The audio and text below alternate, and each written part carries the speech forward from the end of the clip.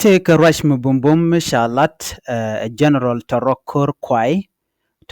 Kwai jen ramkel kaji aspele maigo jen general kwer mdida long ka aspele maigo mulos kene dial along rice de michel adlaja lade gwa ka duomo gwa mba jelin kaje rice chekulat gwa same jene nana jene men chala de wude shar kay far call jene dwer medit jene dwer mo dwer medit je dwer long ko jen tele chuon ko dara gwa Dr. Riek Machar dara jakan name chine kwe dwera mo kamana ana shalat shalat nene en general Torokor Kwai jeni Ramadan bukona kamluski men banaliak a minister of petroleum Port Kang kamen gwan shalat men chanyon na wajen agan matot meticulous kateka rwai ni tiaka to go ti gwi kondi alano achanga kwer poinde deja kame ka do badanen sharai kaja shela do nene jene pot kan ka gwade dane chaja kamrar pan kaje me chaja jok kam ga karar kel kene parkol cha jogo no jin baje kam gwa Dr. Riek Machar jogo chagwa en chen kwara chen jade nangre woma shwa nangre woma shwa moy karek kono kwara anyok dini jen ka chang wak che ko ngajidi che de mutwo ko no de jabot da te niamda de je kulo gor che wo Dr. Riek Machar cha je de betrayed ramashirka a chi general Torokor Kwai shela de no en wudi chale far kole cha je lenya gan matot mi gure mi kwini jen kaje a jene nene a jene par kol jen pa ben ka politik so kuje do badan lat ke politik je anyok jen yos kaje a kirma yadit me jag yes pele mai o dial ko chicken bile dier ko en mledeme a kwi jere ki a kwi dunga de telaram metken awe karwade ka dobo we ka jamo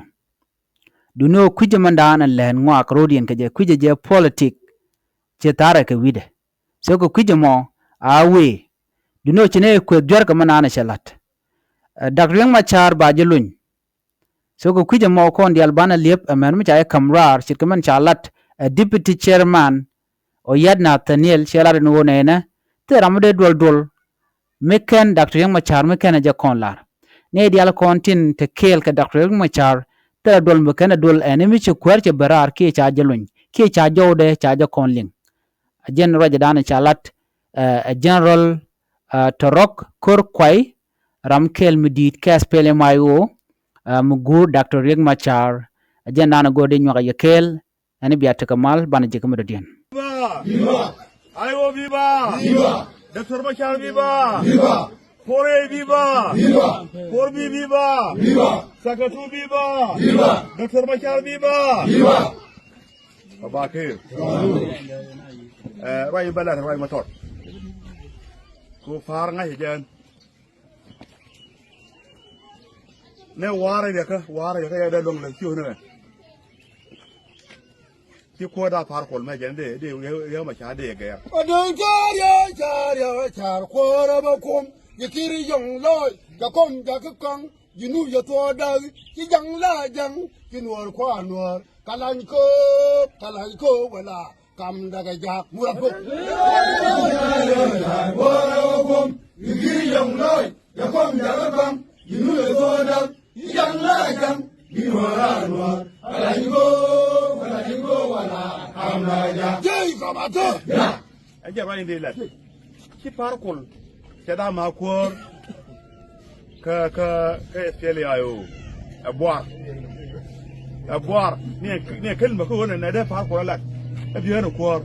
an far da wa ko go jenya na ta gi ke odwal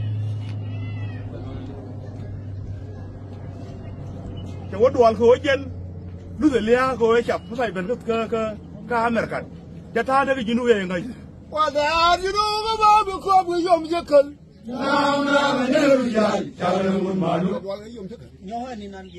Jang liwe par ne chalar a wazir ne pot kang chalar jang biang na jang ya de mo be ma char e je wut mi la to ki par kol จะได้ว่าเย็นเวลานั่งก็ตากิ๊กมันแต่เราละนู่นแน่ไอ้เบื่อแกเบื่อแกระยะทุกตาบอกแต่แกดีก็จะแต่เมื่อนั้นที่ก็อยู่นู่นคุณอาหลานเล็กกูนั่นนะเย็นไอ้ที่กันนาเนี่ยเชี่ยมันนะพาคนเราไปเดินนอกกันนะเอ้พาได้ใจแบบว่าวุ้นยาเยอะไปชาร์จแบบ